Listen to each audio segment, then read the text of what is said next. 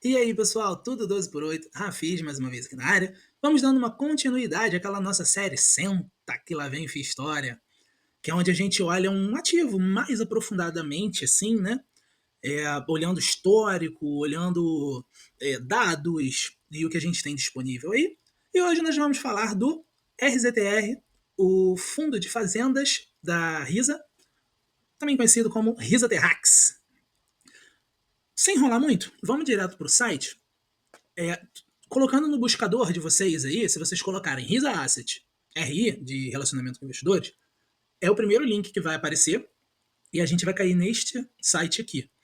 E por que eu estou falando do site? Porque o RISA Terrax ele não tem uma planilha de fundamentos, que é um documento mais consolidado, que tem uma capa bonitinha, onde a gente usa como base, né, para fazer esse estudo. Eles não têm. Então a gente vai usar o que tem, né, de documentos mais macro para a gente poder ter uma ideia melhor assim de como que funciona o fundo. Beleza? Aqui no site, a gente tem algumas coisas interessantes aqui, ó, como a história do fundo, né? Todos os produtos que foram originados aí nessa timeline aqui interativa e tal. O nosso carinha aqui, ó, objeto de estudo, é o Risa Terrax. Aí tem aqui os valores da empresa, transparência, que é aquela coisa mais do dia a dia ali, né, do operacional. Das lideranças, a gente vai ver aqui os nomes maiores, né, na empresa. O Daniel Lemos, que é o CEO, que é o dono da bagaça.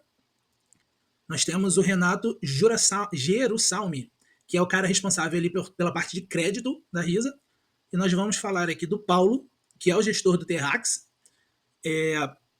O Paulo ele trabalhou bastante tempo em empresas aí nessa parte de relacionamento com o setor agro, gerando crédito, acompanhando essas coisas agrícolas e tudo mais. E ali em 16 ele fez parte lá do Itaú BBA, que é uma casa grande, né, no mercado, gerente de agro.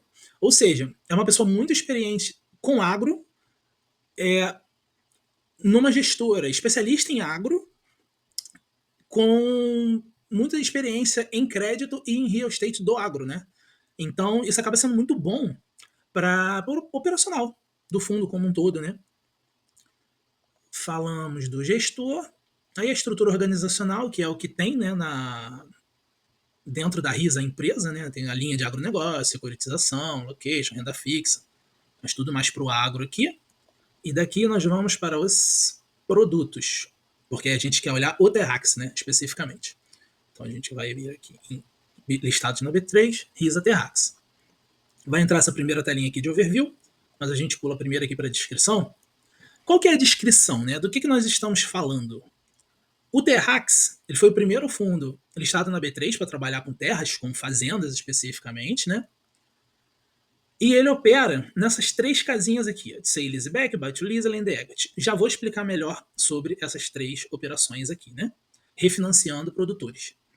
Beleza? Qual que é o objetivo do fundo, né?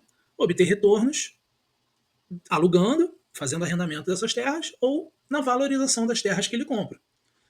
Os arrendamentos são nesse modelo de Sale Leaseback, Buy to Lease e a valorização nesses modelos aqui de Land Equity.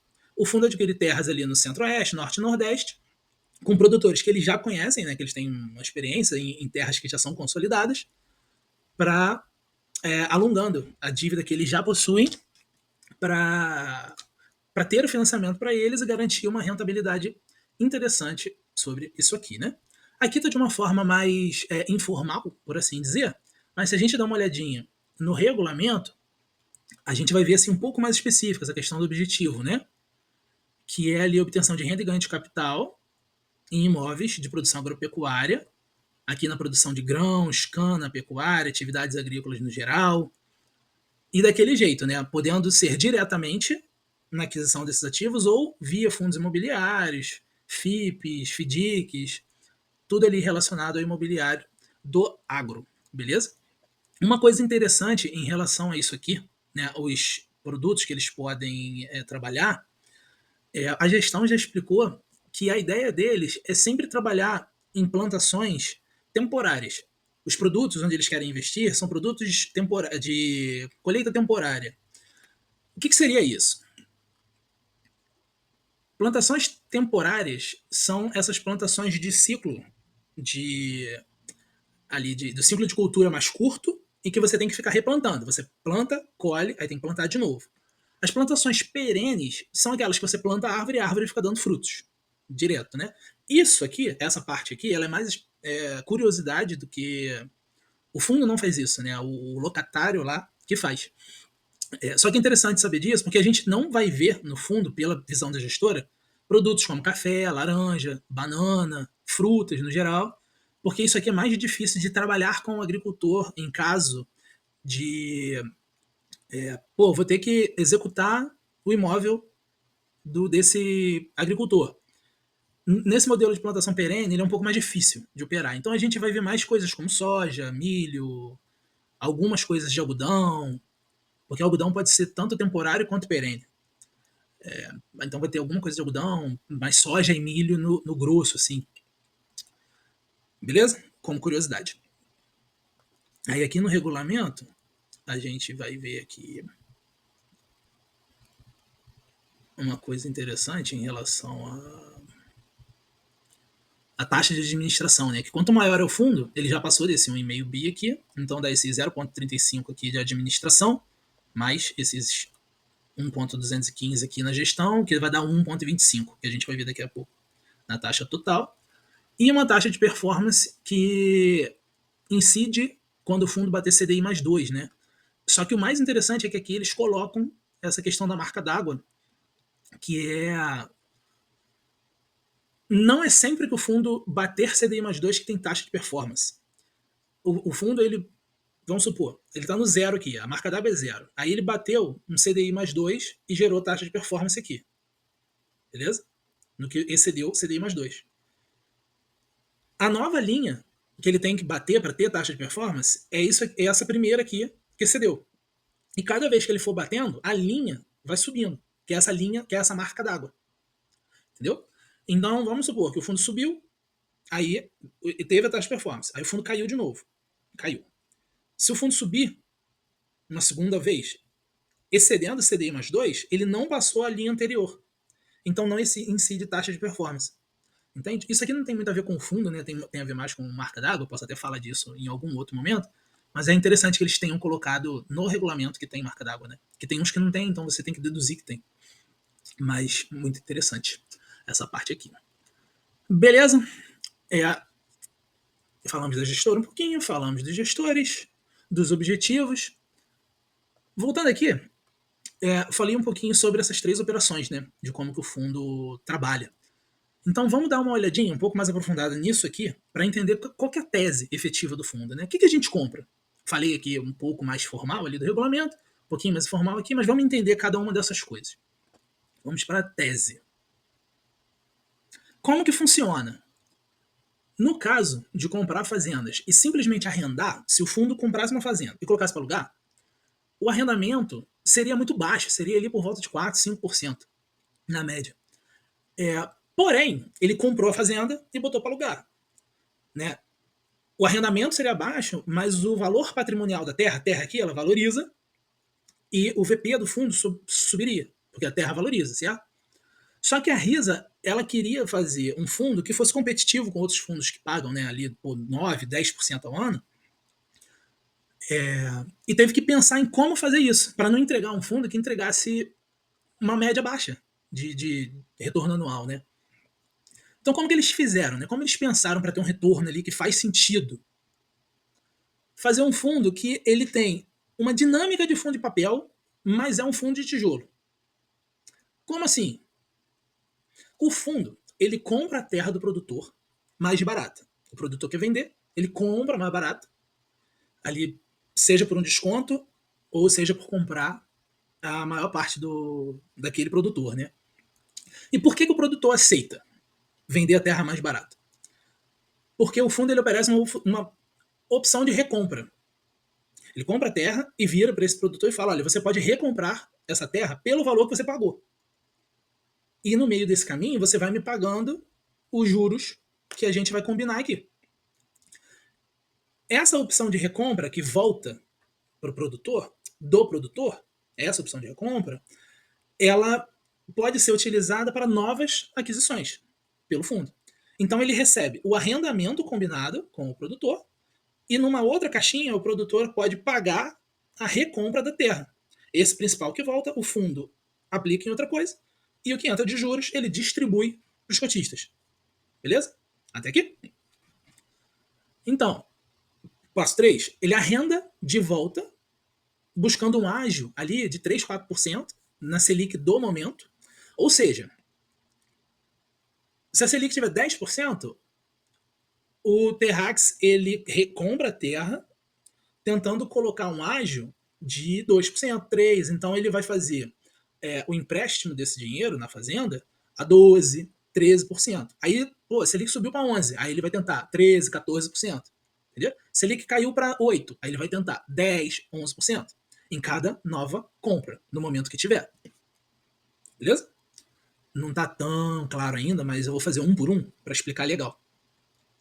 E conforme o produtor vai recomprando essa terra, ele tem a terra de volta para ele. Ele pegou o empréstimo, pagou os aluguéis, né, o arrendamento, e lá no final do período do arrendamento ele exerceu as opções de compra e pegou a fazenda de volta para o nome dele. Certo? Nesse meio tempo em que o fundo ele compra a fazenda, a terra está em nome do Risa Terrax. Ele tem um tijolo em nome do fundo. O que isso quer dizer? Lembra que a gente falou aqui em cima sobre a dinâmica de fundo de papel, só que com tijolo? No fundo, o Terrax ele é um fundo de crédito, porque ele dá crédito pro produtor.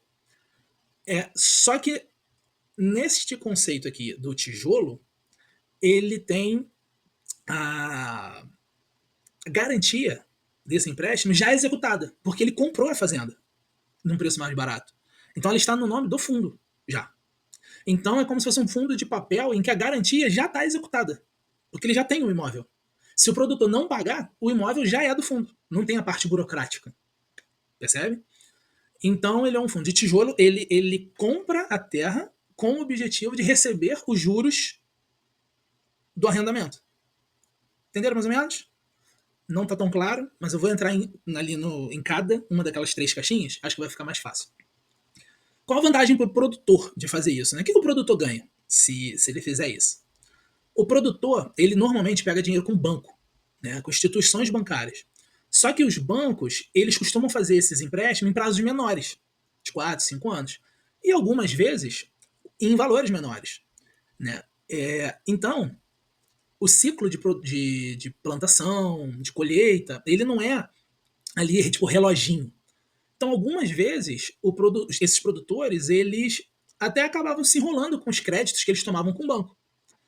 Então, a Risa, nesse contexto, ela aparece como um refinanciador. Né? Ele ajuda o cara a desafogar de uma dívida que ele já tem. Entendeu? Esse é que é o grande trunfo assim, do Terrax. Né? Ele consegue fazer cheques maiores em prazos mais longos para o cara pagar e com preço mais competitivo. Não vai ser aquelas taxas de um banco. Entendeu? Então o produtor recorre à Risa para poder se organizar, fazer tudo direitinho. E para a Risa, qual que é a vantagem? Né? A Risa recebe antecipado esse valor do arrendamento, porque os produtores, o que eles fazem? Eles não pagam mensalmente. Eles pegam os 12% que eles têm que pagar no ano lá, 12, 13, 10, pagam de uma vez para a Risa coloca esse dinheiro para render, coloca no investimento, e vai distribuindo o resultado dessa alocação no mês a mês. Então é um jogo que foi ganha-ganha para todo mundo, porque o fundo ele já tem o imóvel no nome dele e recebe adiantado o aluguel praticamente anualmente, né? Uma vez no ano ele recebe o adiantado daquele ano inteiro, e o produtor ganha fôlego para poder trabalhar. Show? Então vamos falar aqui agora um pouquinho de cada estratégia, efetivamente, para ver se fica bem mais claro isso aqui que a gente está conversando, né? Na estratégia de sale leaseback, o produtor tem lá uma fazenda de 100 milhões. Show? Precisando levantar uma grana aqui para a operação dele, aquele refinanciamento que nós estamos falando. Então ele vai lá na Risa e, Risa, eu quero pegar um dinheiro emprestado aí e fazer um financiamento para eu poder trabalhar, estou apertado. A Risa oferece o serviço, Como? O produtor tem lá aquela fazenda imobilizada de 100 mil. Então ele oferece essa fazenda de 100 mil para a RISA, vendendo a terra, só que ele ainda quer produzir na terra. E no final é lógico que ele quer ficar com a terra, né? A terra é o ativo mais importante para o produtor. Então o que a RISA oferece pro cara? Eu compro a tua fazenda por 60 milhões, essa fazenda de 100. E ela passa pro meu nome. Então o produtor vende a terra para a RISA. Eu alugo ela de volta para você por uma taxa que a gente vai acordar aqui. Normalmente, Selic mais um ágio. Mas ela não muda, é um valor pré-fixado. Não tem IPCA, não tem variação da Selic. No momento do contrato, mais um ágiozinho e é aquilo ali. Um pouquinho mais alto ali que o mercado, né? Esse ágio. Para o cara poder ter uma previsibilidade também e poder trabalhar. Então a RISA arrenda a terra para o cara. E esses 60 milhões que eu estou pagando, eu vou dividir eles na quantidade de tempo que a gente vai fazer o nosso negócio. E você me paga ali anualmente ou semestralmente, no período do nosso contrato, essas opções de recompra. Então vamos supor que fossem 10 anos de contrato, né? Então 60 milhões dividido pelos 10 anos, o produtor tem que pagar 6 milhões por ano para recomprar a terra no final de 10 anos. Entendido até aqui? Então, o produtor, tá, deixa eu ver se eu entendi. Eu pago juros no período do arrendamento, pago arrendamento C. E pago as opções de recompra para ter a terra de volta. Perfeito? Recompra da terra. Muito bom. Nesse meio tempo, a terra valoriza, são 10 anos. Só que o produtor então não compra a terra mais cara, ele compra pelo preço que ele pagou, né? Aqui, esses 60 milhões. E até por isso que a RISA bota esse ágio aqui em cima da Selic. Entendeu? Porque para o produtor é muito bom, ele recompra a terra pelo preço que ele pagou, um tempão depois, pagando um pouquinho mais ali no financiamento. E caso ele se enrole, a terra já é a RISA. Entendeu? Então, para a RISA também é uma vantagem fazer dessa forma. Mas, pontuando aqui novamente, né, a valorização da terra ela não entra na recompra. Então, o VP do fundo, se a gente for olhar no histórico, ele não muda muito. Porque a fazenda valoriza, mas o valor patrimonial é o quanto o fundo investiu. No final das contas, né? O VP não vai crescer, é um absurdo. Entendido, mais ou menos? Até aqui. Se não, volta um pouco no vídeo aí e escuta novamente. Show? E aí a RISA confirma, né? Isso, não entra a valorização da terra, mas a terra já é minha caso dê algum problema. Beleza? Então, deste ciclo aqui, que nós conversamos, o que a gente consegue perceber? O que é o fundo, né? Ele é a taxa de arrendamento pré-acordada que o produtor vai pagar é fixa, ela não muda. Ele é um fundo pré-fixado. Em caso de default, se o produtor não conseguir pagar aquele pré, a garantia já está executada. O imóvel já está no nome do fundo. E é até melhor para o fundo, porque ele pagou 60 milhões, no nosso exemplinho aqui, 60 milhões numa coisa que vale 100. Então agora ele tem no patrimônio uma coisa de 100, efetivamente.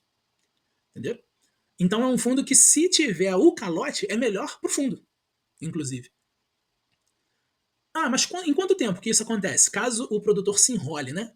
Caso ele se enrole, no primeiro mês ele perde as opções de recompra, aí a fazenda já é da RISA, mas o cara não pode mais recomprar. E se passar ali de 2, 3 meses, aí já é para o cara sair e bota para outro produzir.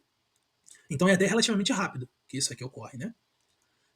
O ganho de capital mesmo está na estratégia de Land Equity, que a gente vai ver um pouquinho mais para frente aqui na apresentação.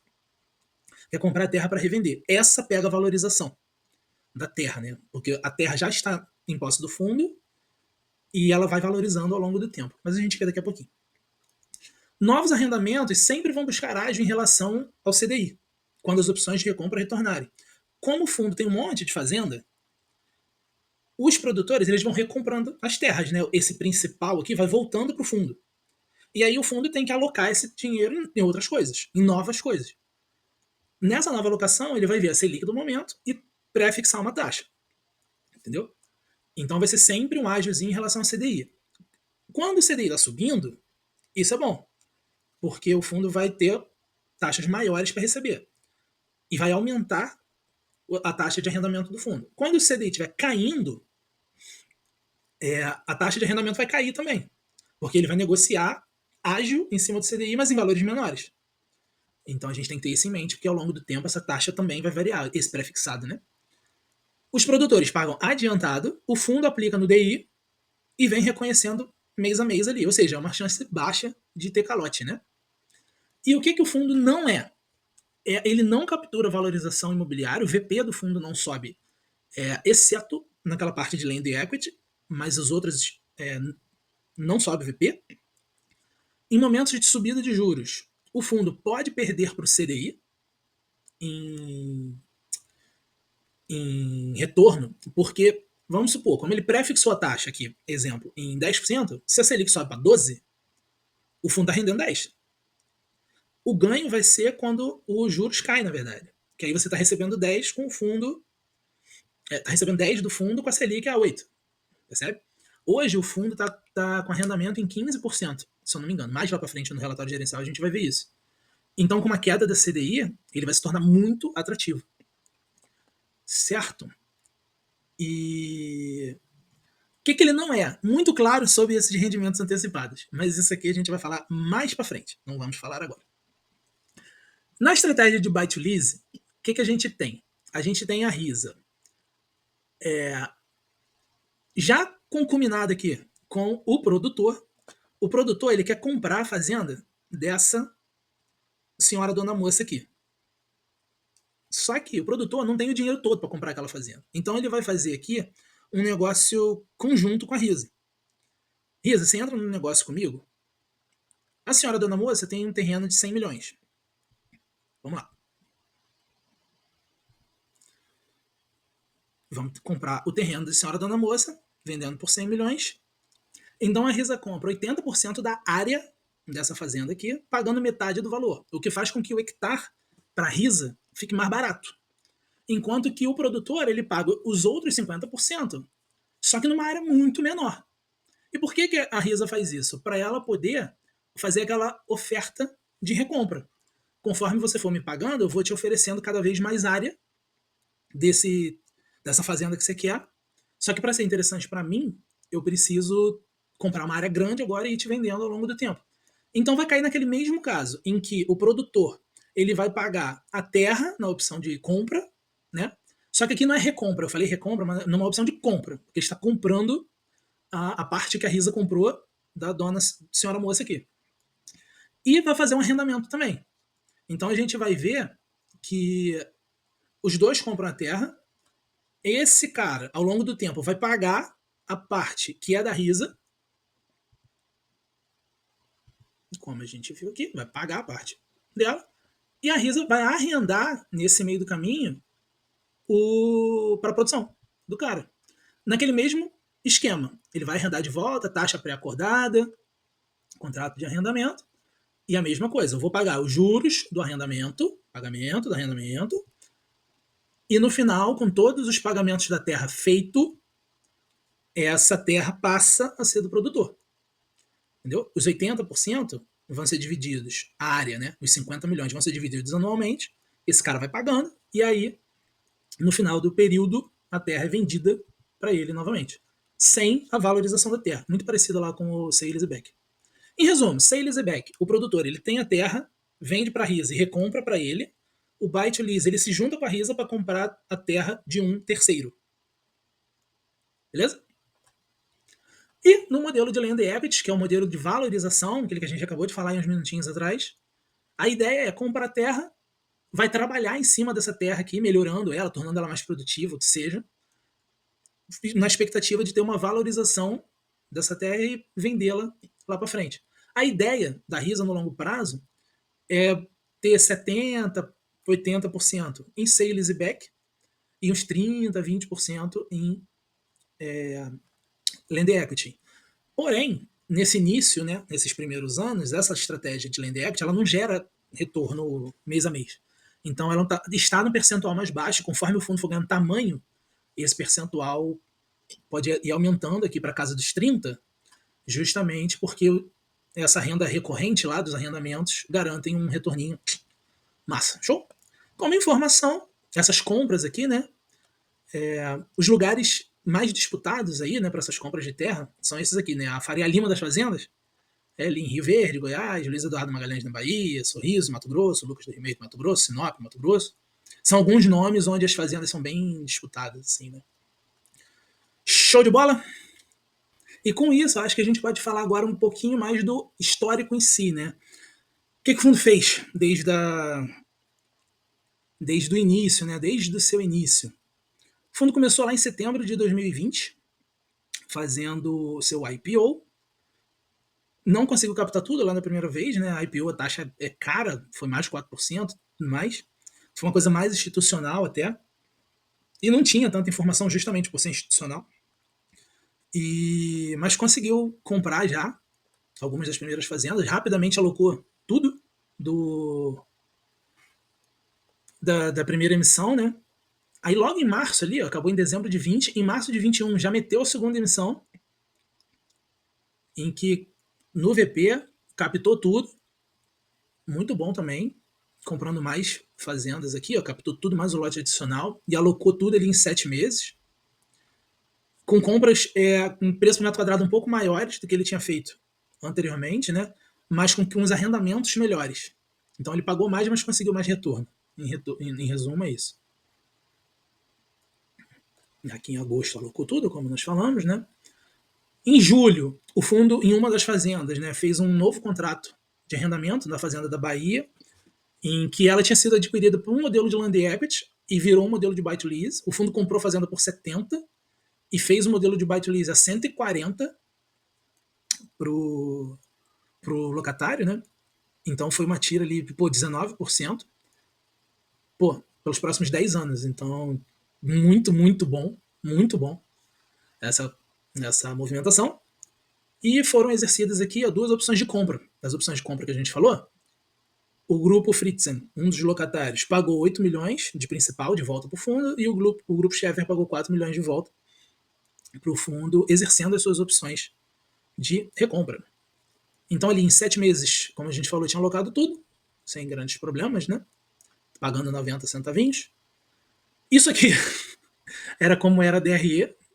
Não mudou muito, não, até agora, né? Mas a DRE era muito ruim, de difícil entendimento. Andando para frente, né, em novembro de 21, o fundo fez um movimento que foi muito interessante, que eles fizeram uma operação que nem precisou de caixa. Eles iam entrar numa venda grande de fazendas que estava acontecendo, e no período que eles iam entrar, eles receberam uma proposta de compra das fazendas que eles iam comprar. Então o fundo ele nem desembolsou caixa. Ele entrou nessa operação aqui, vendeu para um terceiro o dinheiro aqui que ele pagaria, né? Ele pegou do terceiro e pagou o que ele teria usado na compra e o excedente ele distribuiu como lucro, que foi muito bom, assim, foi um movimento muito louco, porque o fundo não desembolsou caixa nem nada e distribuiu o ganho de capital para os cotistas, né? Foi muito interessante, assim, um movimento muito bom de gestão. Passando mais tempo, a gente tem, em fevereiro de 22, o grande problema desse fundo, que foi a tal da terceira emissão que foi cancelada. E por quê? Que foi um problema, né? Que em 4 de fevereiro de 22, os cotistas foram solicitados para autorizar a terceira emissão. No dia 7 de fevereiro, eles foram informados de que o fundo ia arcar com os custos da emissão da oferta. E por quê? Por que ficou essa confusão? A proposta inicial ia ser que o fundo ele ia fazer a emissão, né, essa captação, a R$ 105. 101 ali no VP, mais 4 e pouco de taxa. Aquela taxinha da XP, né? Só que no mercado, a cota estava mais barata. Eu botei aqui vendo a planilha de fundamentos que não existe, só para a gente ver aqui rapidinho. Isso aqui eu montei por alto. Que lá em fevereiro, essa cota ela estava aqui nessa casa de 102. 102, 101, ali perto do VP. Só que como tinha a taxa, a emissão estava saindo a 105. Então ninguém ia participar. Aí o que o fundo fez? Para ficar mais atrativo, ele tirou a taxa, aqui 4 e pouco, só que o fundo ia pagar essa taxa. Não é que ele tirou, ela não ia mais existir. Ele falou, cotista, vocês não precisam mais pagar, vocês pagam 101 e o fundo paga. Só que isso era uma emissão 400 na época, que é uma oferta pública. Então, o fundo está pagando para novos cotistas entrarem. Ele está diluindo os cotistas que já estavam dentro. Então foi um bafafá danado. O pessoal reclamou a beça. E uma guerra danada. Beleza. Aí no dia 23, a cota caiu mais. Ela continuou caindo. E o VP também caiu na avaliação do fundo. Então eles trocaram esse valor de 101 aqui inicial para o VP, que estava na época ali de 99,15. Um pouquinho abaixo do que estava no informe, que era 99,24, eles fizeram 99,15. E os meses rolando, a confusão danada, até que em julho eles cancelaram a oferta. Essa oferta aqui foi cancelada. Confusão danada essa emissão aqui. Uma loucura isso aqui. Beleza. O fundo voltou, acabou essa emissão, fundo operando normalmente. Aí, ali em setembro de 22, o fundo ele recebeu uma opção de compra grande de um dos inquilinos, 45%, né, voltou pro fundo. O parcelamento das matrículas, o que é isso aqui? Eu até botei aqui. Quando o fundo ele compra uma fazenda, ele não compra a fazenda inteira numa matrícula só. Ele segmenta essa fazenda em várias partes. Comprei essa área aqui e fragmentei essa área em 9. Essa área aqui, aí, em 9. Um jogo da velha aqui. Quando ele recebe uma opção de recompra, uma dessas matrículas, ele devolve, né, ele vende para o produtor. Então ele fica com 8 matrículas e o produtor agora tem minha. Recebeu outra opção de recompra, aí ele vende mais uma matrícula. E é óbvio que ele vai vendendo as piores primeiro, ficando com as melhores, né? Ficando com suco para vender lá no final. Na última parcela, ele vende a melhor de volta. Então aqui, esse produtor ele pagou 45% de volta, assim, ó, vou recomprar 45%. Então o fundo vendeu várias matrículas para esse produtor, ficando ainda com 54%. E a explicação das matrículas está dada. Show? Mais para frente, em novembro, fato relevante para a terceira emissão. Fato relevante para a terceira emissão. Em dezembro, eles cancelaram a emissão de novo, porque o mercado ficou muito ruim, condições adversas e tudo mais, papapá, PPP, pão duro, e cancelou a terceira emissão. De novo.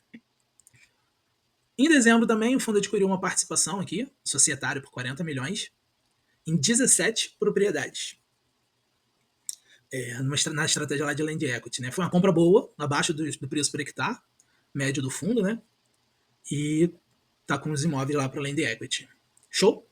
Em 23 ali, o relatório melhorou um pouquinho e tal. Maio de 23, o fundo recebeu desse grupo cereal aqui 2 pagamentos referentes a 2 fazendas que estavam no grupo, né? Pagamentos antecipados. Um de abril de 2023, que tinha vencido, e antecipou uma de 2024. Porém, nessa antecipação, uma das fazendas foi quitada. E a outra continuou em posse do fundo. Né? Nesse recebimento, a fazenda Rio Verde foi recomprada. O produtor lá comprou ela de volta. E esse principal vai ser investido em novas oportunidades de land equity. Além disso, o fundo recebeu uma multa aqui por essa antecipação, né? Então entrou um dinheirinho legal ali pro fundo. Beleza? Em setembro de 23 aqui, a gente tem a venda da Fazenda Roma, que isso aqui também é uma coisa chata de explicar. O fundo vendeu essa fazenda aqui, essa Fazenda Roma. No entanto, ele vai receber parcelado os valores dessa venda. Ele recebeu uma entrada de 20 milhões em setembro. Em outubro, ele vai receber mais 15 milhões. E depois, em todo maio, maio 24, maio 25, maio 26, maio 27, ele recebe essas parcelinhas aqui. No total de 112 milhões. O ponto, grande problema, é que aqui também tem o principal voltando. O fundo pagou 50 e vendeu por 112. 50 volta para o caixa, 62 vai ser distribuído como lucro. Só que o fundo ele não explica quando que ele vai receber o quê? O que vai ser lucro e o que vai ser volta do principal. E isso aqui causa uma confusão danada até hoje no relatório. Quando a gente falar do relatório, vocês vão entender. Porque se a gente olhar, eu botei aqui o lucro mais o principal aqui embaixo, para falar dessa venda aqui na célula aqui. Isso aqui, né? O fundo pagou 50 milhões, recebeu 112 milhões, na terra toda, com uma média boa de venda ali e tudo mais. As coisas referentes à venda aqui foram muito boas. Só que ele não deixa claro isso que eu acabei de falar, né? De quanto que é principal, quanto que é o lucro, efetivamente. Então, é uma TIR alta nessa venda, TIR de 44%, com 6,68 de lucro, que ele vai recebendo ao longo do ano. 2 anos, né? Para frente. Só que vai ter ano que ele não distribui isso aqui como lucro. Volta como principal para o fundo. E aí você fica perdido de quanto que ele tem para distribuir e quanto que ele ainda tem de principal para receber. Entendeu? Então, muito complicado, cara. Isso aqui gera uma confusão até hoje. No relatório a gente vê. Apesar do lado da avaliação dessa propriedade indicar um valor muito mais alto do que esses 112 milhões aqui, o fundo vendeu essa Fazenda Roma, que estava na estratégia de Land Equity, por 100 milhões, porque ele achava interessante que qualquer venda acima de 35% ao ano já é muito boa, por mais que a fazenda estivesse valendo mais. E que laudo é esse aqui? O que ele está falando? O fundo ele começou a liberar um documento que fala um pouco sobre os valores, né, de venda, Deixa eu aumentar um pouquinho aqui. Acho que agora dá para ver, né? Com valores aqui, ó, de quanto que ele investiu, 50 milhões, a liquidação da Risa estava em 100, ele vendeu por 112, só que o valor a mercado estava 288 milhões. Né? Esse documento aqui é um documento muito massa, muito maneiro, que eles começaram a fornecer, veio mudando ao longo do tempo, que é um documento acessório, né?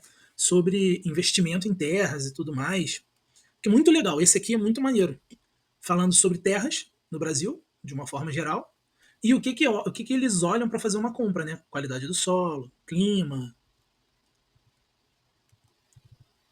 O que mais? Acho que eu passei direto. Topografia, logística, quanto mais reto, né, mais plano for o terreno, melhor, menos trabalho você tem que fazer. Consolidação de mercado, essa terra já está operando há muito tempo. Tá? Muito legal isso aqui podia estar no relatório, e não está. De novo, quando a gente chegar no relatório, eu falo um pouquinho mais, né? E aqui falando um pouquinho sobre mercado no geral, a carteira que ele tinha, da última vez que ele soltou esse documento, foi em 2024. E essa figura aqui é a do relatório, desse primeiro relatório que eles soltaram, que agora está aqui assim, né? Que é o valor investido numa determinada fazenda, por quanto que a RISA aceita vender esse terreno. Aqui na venda forçada, isso aqui é o produtor, ele tem as opções de recompra, que nem a gente falou, né? Caso o produtor não consiga pagar, o imóvel fica para o fundo, certo? Só que vamos pensar na prática. Se o produtor sabe que ele não vai conseguir pagar, ele não vai perder o imóvel de bobeira. O que ele vai fazer? Ele vai no mercado e fala: olha, eu tenho uma fazenda com uma opção de recompra nesse valor. Aqui. E eu te vendo essa minha opção de recompra. Um dinheiro mais o que você vai ter que pagar lá que está faltando. Então isso aqui é a venda forçada. O cara está vendendo forçado porque ele não vai conseguir honrar a dívida. Então tem um valor estimado para essa venda à força, né? E aqui o valor de mercado do imóvel em si. E aqueles tópicos que a gente acabou de falar ali, tá vendo? Essa explicação aqui, isso aqui, podia estar no relatório. Inclusive essa parte aqui das opções de recompra aqui, ó, que já foram pagas, foram 4 de 15 aqui. E aí a gente vai ver que tem um monte em carência, os modelos de Land Equity nem tem essa parada ali de carência e tal, aqui, ó. Essa fazenda, conversão para agricultura, então não tem carência. É muito interessante isso aqui. E aí isso aqui podia estar no relatório, sei lá, sabe essas linhas de mínimo e máximo? Então tu colocava lá tipo uma nota assim, né, qualidade do solo, de 1 a 10, 8, para saber o quanto que aquela terra ali é boa, né? Isso é interessante, mas não tem. Mas esse aqui é um dos melhores documentos que a Risa liberou. Vamos voltar lá para resumir. Então o que ele está falando ali é que na liquidação da Risa, ele aceitava vender por 100, vendeu por 112, apesar do no mercado tá valendo 288. Eles preferiram pegar esses 35% ao ano aqui de TIR e colocar para jogo a fazenda que estava em Land Equity. Beleza? Aí em novembro de 23, aí sim saiu a terceira emissão. A terceira emissão saiu. Um ano depois ela saiu. Mas, daqui para frente, o fundo entrou numa de pagar as ofertas. Então, os resultados são até bons. As fazendas que eles compraram ao longo do tempo entregaram resultado. Mas eles preferiram ir pagando o valor das ofertas para frente. E apesar de serem taxas baixas, o fundo está pagando, né? Então acaba diluindo um pouco os cotistas ali.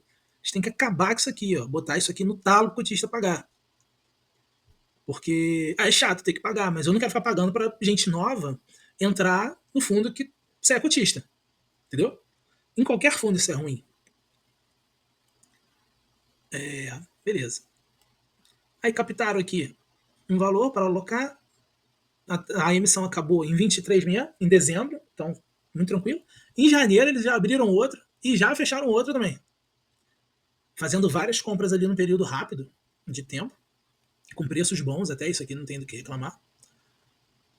O fundo, com todas aquelas captações, terminou aqui em agosto de 24 com 99 milhões em caixa e fez uma aquisição de 297, ou seja, ele tem uns débitos para ir pagando aqui ao longo do tempo.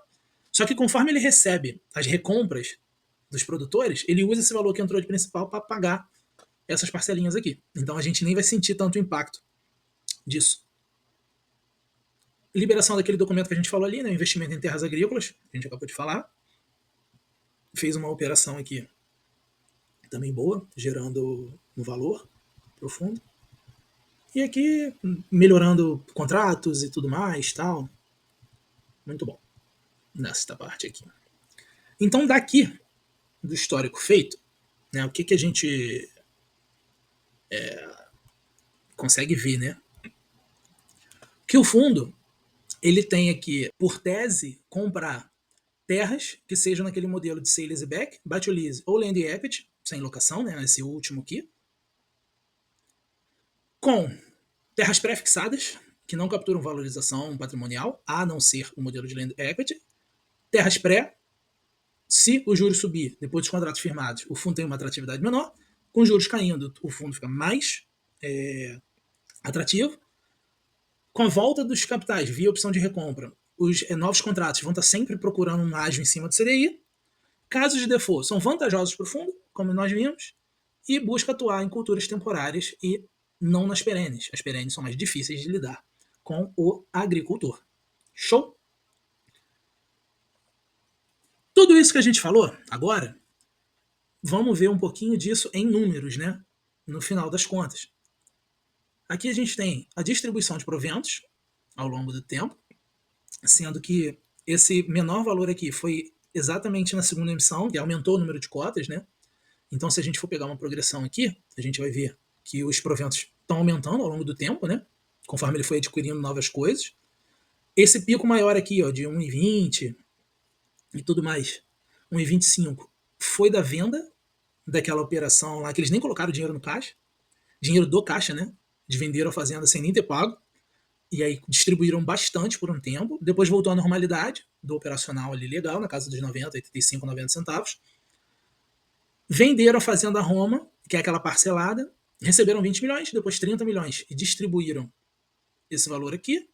Mas quanto desse valor foi distribuído? Alguma coisa virou caixa? Alguma coisa virou principal, né?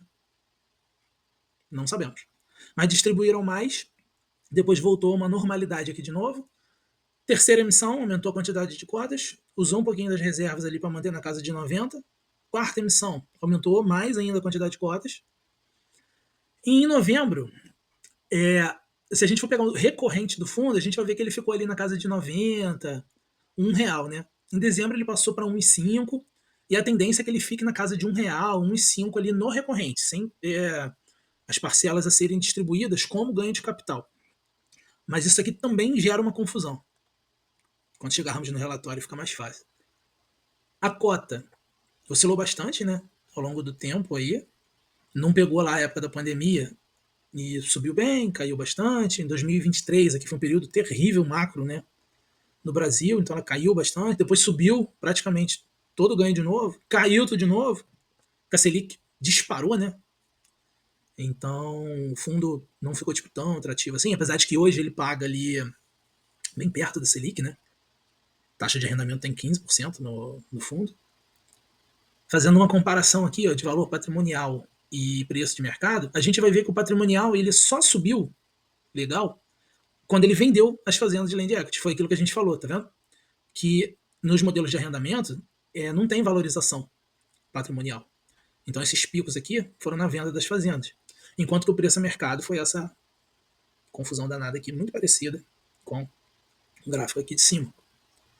Número de cotistas subiu legal, liquidez alta nesse fundo, né? Tempos aí, ó, que ele está negociando lá mais de 2 milhões por dia, muito bom. O fundo buscou manter aqui, dentro da estratégia, 50% nas estratégias ali até 2023 em sale leaseback e buy to lease, e ao longo do tempo ele foi aumentando, né, as estratégias de land equity, porque aí já tinha uma base para ele poder fazer o pagamento mensal. Hoje está nisso aqui, quer dizer, do estudo, né? E hoje, no relatório de hoje, eles já aumentaram isso aqui de novo, para acho que 15% ou 16%. Daqui a pouco a gente vê ali no relatório. O aumento aqui, ó, da média dos contratos, né, de arrendamento, que estava na casa de 12% lá em 2022. 2023 caiu um cadinho, subiu para 2,60, 13, está hoje aqui na casa dos 15%, saindo de 8 fazendas para 22 fazendas. Então, muito bom. E essa parte aqui é um consolidado semestral, em que é exatamente isso aqui que tem no relatório. Não é nada fácil de entender isso aqui.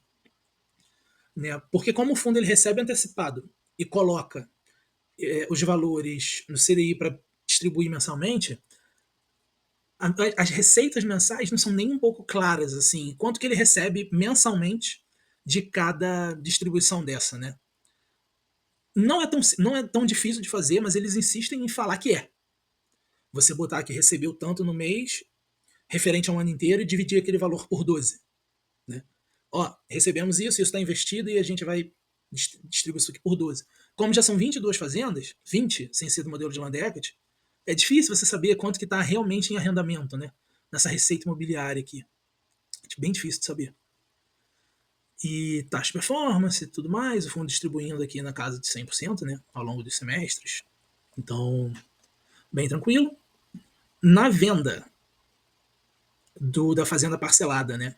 Tinha lá 5 e um tantão de reserva acumulada, e esse valor meio que estacionou em 2,55. E aí até hoje o pessoal fala, tipo, pô, mas o fundo tem 2,55 em saldo acumulado e não distribui nunca. Porque o que o fundo fez? Vamos pro relatório? Porque acho que daqui não tem muito mais o que falar. Porque acho que no relatório vai ficar mais fácil de entender. Relatório de junho. A gente tem aqui passagem, né, dados, né, do fundo, quantidade de cotas, taxa de performance, administração, nada diferente do que a gente já conhece. Dividendo anual. Ó, o fundo está 94 no mercado, 96 no patrimonial, né, tá um pouquinho abaixo, distribuindo uns 5. A taxa média de arrendamento aqui na casa dos 15%, né? Então é um fundo que, em relação aos valores que foram pagos na terra, ele consegue captar 15% de retorno. Muito bom, né? Realmente muito bom. Aqui nessa avaliação de mercado, é o preço de mercado das fazendas, mas não é o VP do fundo. Nem sei se tem aqui o VP do fundo, acho que não. Ah, não, tem aqui, ó, patrimônio. Que isso aqui é o que o fundo desembolsou mesmo. E isso aqui é quando as fazendas valem, tecnicamente. Aí passa aqui sobre o agro no geral, preço de soja, preço de milho, que aí a gente consegue ver que muita coisa o fundo fez nesse período de subida aqui, né? Pegando preços até bem altos, assim, com a queda dos valores, dificulta um pouco para os produtores, né, conseguirem pagar o que estão devendo e tudo mais. Mas essa subida também foram desproporcionais, assim, na época, né? Hoje a coisa está operando num valor mais normal, por assim dizer, esses produtos. E aqui é que começa o caos. Essa parte aqui de retornos. Isso aqui, essa DRE aqui é uma tristeza. Porque a gente não consegue saber quais fazendas estão pagando o que aqui, esse arrendamento. Se a gente for olhar em outros relatórios passados, a gente vai ver, por exemplo, deixa eu abrir os 3 últimos aqui, que o arrendamento aqui em abril foi 20 milhões e 200. O arrendamento em maio foi 21 e 900, quase 22. E agora foi 19. Por quê?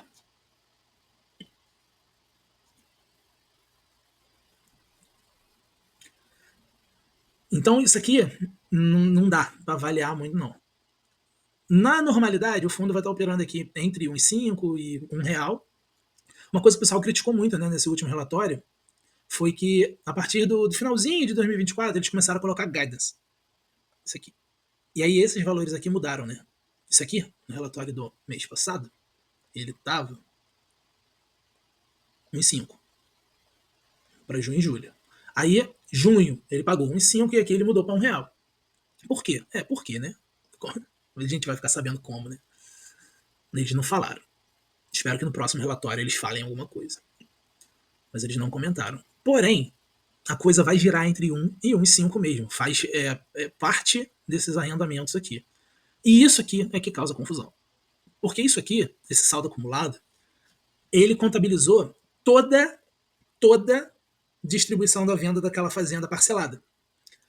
Só que ele ainda não tem esse dinheiro em caixa, porque uma parte ele vai receber em 2026, a outra em 2027, a outra em 2028. Então o fundo tem isso aqui para distribuir, só que não tem em caixa. Então isso mais gera confusão do que ajuda, porque parece que o fundo não está distribuindo isso aqui de sacanagem. Ah, a gente tem esse valor e não está distribuindo, somos mauzões. Só que não é, eles não têm esse valor em caixa, eles receberam ainda. Mas muita gente já falou com eles, né? Tipo, já vi algumas lives das pessoas falando com eles disso, mas eles não mexem, não tem jeito. Então tem que entender de que aquele valor ali, parte dele, não existe ainda. Vai existir, não existe. Aqui a contribuição de cada fazendinha, né, em centavos para o resultado. E isso aqui é confuso também, porque às vezes o fundo ele está se referindo à performance, essa linha aqui. Às vezes ele está se referindo à distribuição, depende do mês. Então, é bem. É um fundo que a comunicação desse fundo é muito ruim. Muito ruim, muito ruim. Bem ruim mesmo. Mas o operacional é bom. Aqui, a gestora dá um papo, né? De que vão mudar um pouco os valores para além debit. Vamos lembrar que a Selic, aqui no momento que eu estou gravando, está na casa ali de 15%. Eles até citam aqui, 14,9% de CDI. E, cara, você não consegue fazer um financiamento, né, um arrendamento a 17, 18, lembra do AGE? Então eles estão querendo mandar dinheiro para a Lendebit, comprando fazendas mais baratas, agora que está tudo muito caro, e com a melhora do mercado vender essas fazendas e fazer até mais dinheiro, né? Eles querem mudar um pouco a proporção percentual. E aqui está aquela proporção percentual que eu falei que eles mudaram para 15%, que estava 10 ali na planilha, né? Deixa eu voltar aqui. Aqui o alvo estava 3,57, 30 e 10, né? Então eles mudaram aqui para diminuir um pouco aqui o buy to lease, para aumentar o land equity como alvo, né? Muito legal, muito legal. Então, valorzinho para destravar. Aqui eles falam um pouco daquelas operações que a gente falou mais lá no início, né? Principais riscos, potencial de retorno e tudo mais. Aqui tem um pouco das fazendas em si, área comprada, área de plantio, as culturas, a maioria aqui é soja e milho, como nós falamos, né? Não tem muita coisa que não seja temporário. Os modelos, Sales Back, Land Equity, Buy to Lease, o valor que o fundo pagou, o valor que falta ser recomprado, né? Ou seja, aqui, por exemplo, o grupo Fritzen já pagou as opções de compra. Só que tem vários que vão estar em carência. Ainda, né? Esse aqui, por exemplo. Tem outros aqui também. Opção de compra para quase tudo, né? Só os Land Equities que não. As taxas de cada um deles, chegando naqueles 15% lá. E o arrendamento final aqui. Aqui, eu acho que eles podiam explicar melhor opções de compra, quantas já foram pagas e quando paga. Porque aí a gente teria uma visão melhor desse arrendamento mensal aqui. E de quanto que tem em caixa, de volta, né? Do principal lá. Acho que a gente teria uma visibilidade maior em relação ao quanto que está girando de dinheiro efetivamente, né? Quanto que o fundo está recebendo de principal e botando, quanto que ele recebe de arrendamento certinho. Acho que aqui podia ser melhor explicado. E em relação às fazendas, que a gente vai ver mais para baixo aqui, ó, que é o portfólio, aqui podia ter aquelas barrinhas que eu falei, daqueles tópicos que a gente viu do documento de investimento em fazenda. Pô, isso aqui É uma topografia boa ou ruim? É uma região boa de chuva ou não? Podia botar barrinhas aqui, ó, de 0 a 10. Pô, ia ser muito legal ter aquilo aqui, entendeu? Não num documento separado. Ia ser muito massa. Mas. Não. E aqui só tá carregando, né? Mas vamos fazendas, efetivamente. Enfim, voltando para a planilha. Como que tá hoje, né? O fundo. Teve aquela venda lá, que o fundo ainda tem parcelas para receber aqui em azul. A compra que ele fez, que tem os débitos ainda para serem feitos. Então, em 2025, a gente está em agosto, ele tem um débito para fazer em setembro. Aí, 2026, um débito, receber parte da venda da fazenda, mais um débito. Aí, 27, em abril, um débito. Em maio, recebe mais a parte da venda, entendeu? E em 2029, a última parcela a receber lá da venda da fazenda. As emissões como um todo foram com bons preços, mas as emissões sempre foram caras, com o fundo pagando parte lá da emissão. Pelo menos as compras compensaram. Mas, pô, não é muito legal essa parte, né? Do fundo tá pagando coisa. Uma loucura completa a terceira emissão, de fevereiro para julho. Aí em novembro abriu outro e cancelou, uma confusão danada. Depois, na terceira e quarta, o fundo pagou parte da emissão, trouxe resultados, né? Mas não foi muito justo para quem já é cotista.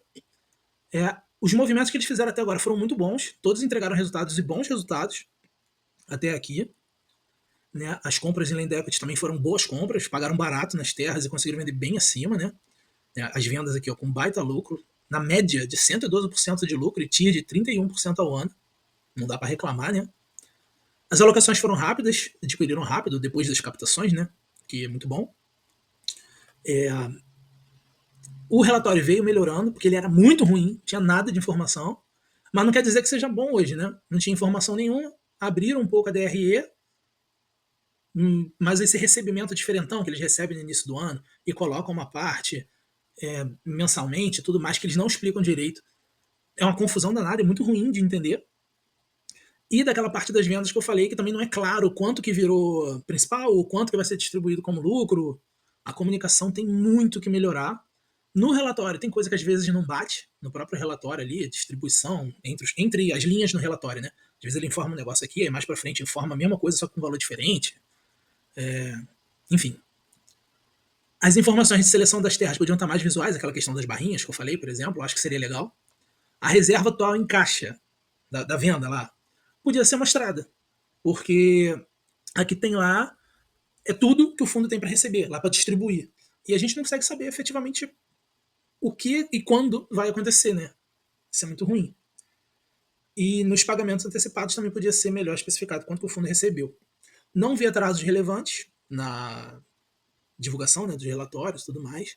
A grande questão desse fundo, assim, no meu ver, final aqui, é que o fundo ele tem uma comunicação horrível e um operacional bom.